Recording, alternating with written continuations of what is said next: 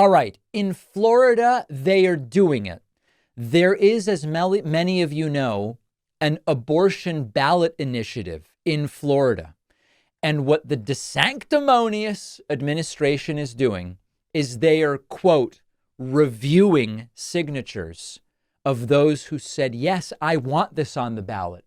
They are reviewing those signatures to see if those signatures are really valid, or if the entire ballot initiative is none other than supposed fraud, as Donald Trump likes to say. This is very serious. The Tampa Bay Times reports, DeSanctimonious administration reviewing abortion amendment petitions for, quote, fraudsters.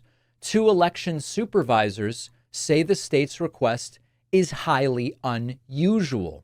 Florida's Department of State is examining thousands of petition signatures that were used to get the abortion amendment on November ballots, saying they are looking for fraud.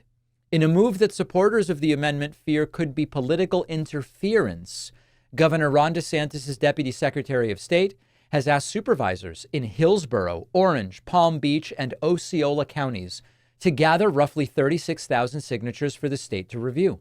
These were among the nearly 1 million signatures collected and verified by local supervisors as belonging to real Floridians to permit Amendment 4 to be before voters in November. This is an amendment which would protect abortion access, and it would undo that 6-week abortion ban that DeSantis supported.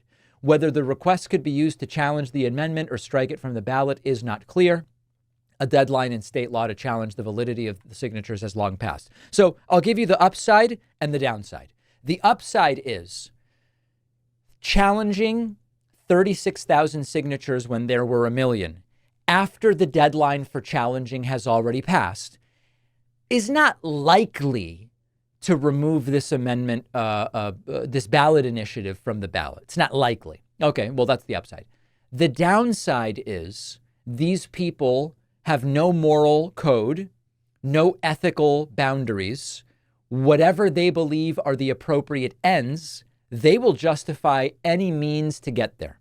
And the ends they believe are appropriate are no abortion, 6-week ban, stop all of it. That's the end that they believe is appropriate.